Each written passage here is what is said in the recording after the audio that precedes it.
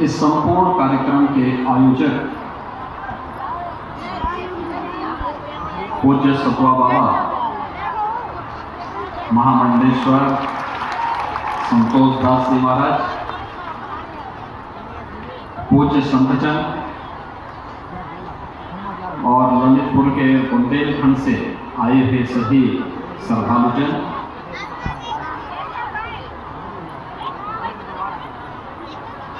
पिछले 9 दिनों से आप सबने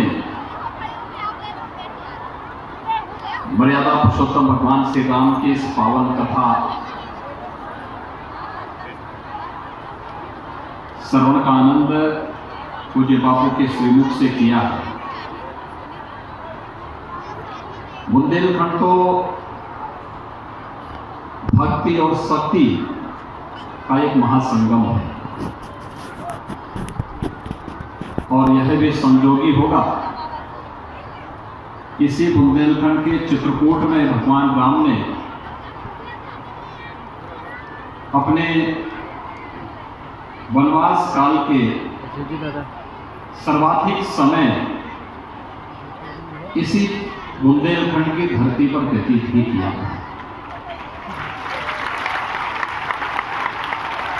मेरा सौभाग्य है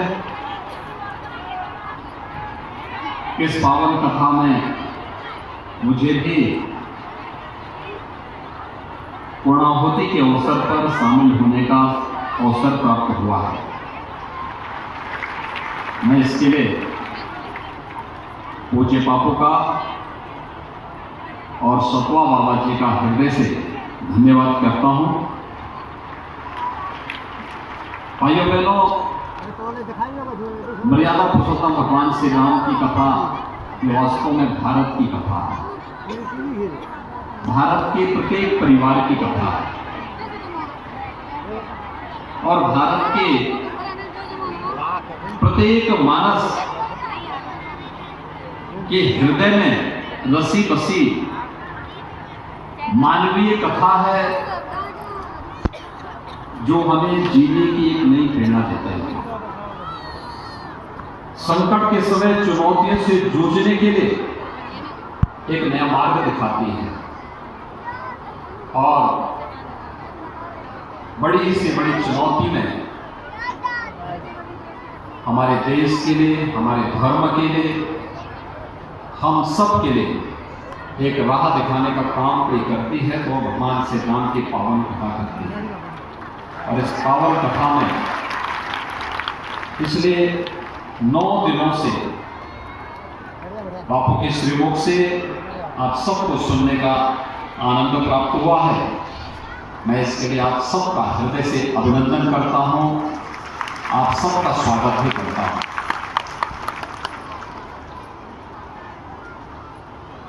वास्तव में देश के अंदर विपरीत परिस्थितियों में ही श्री राम कथा और व्यासपीठ ने इस देश को एक नई दिशा देने का काम भी किया है। संत तुलसीदास जी का जन्म भी यही तो हुआ था, बुंदेलखंड की भूमि है और उस कालखंड में भी तुलसीदास जी ने, कहते ना, एक बात सामने आती है कि एक बार उन्हें बादशाह के दरबार में बुलाया गया। उन्होंने कहा कि भाई मैं वहां क्यों जाऊंगा। कहा रे राजा के पास चलिए आप। उन्होंने कहा देखो हमारे तो एक ही राजा है और राम है, राम के अलावा हम किसी को राजा नहीं मानते हैं।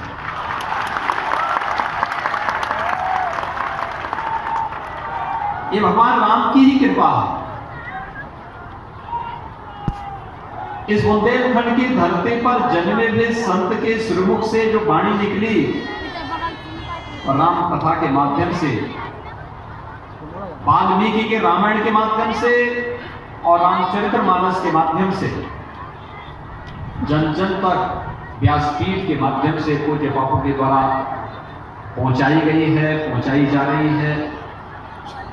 और हम सब के लिए सौभाग्य की बात है कि जब अयोध्या में राम जन्मभूमि भव्य मंदिर निर्माण का कार्य अपनी चरमता की ओर बढ़ रहा है, और उस समय तो ललितपुर की धरती पर, ललितपुर के बारे में कहते हैं कि ललितपुर में ही छोड़ियो,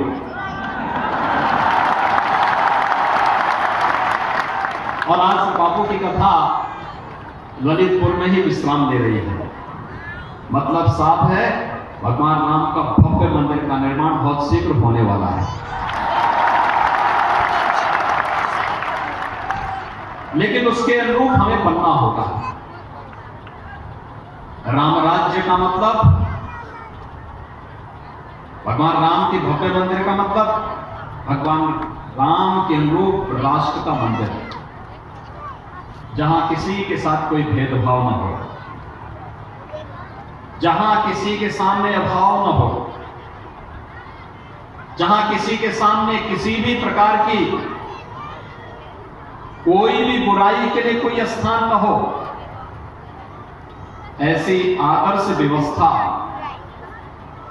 शासन केवल सहयोग कर सकता है, लेकिन समाज जब उसकी अगुवाई करेगा तो ऐसी आदर्श व्यवस्था भी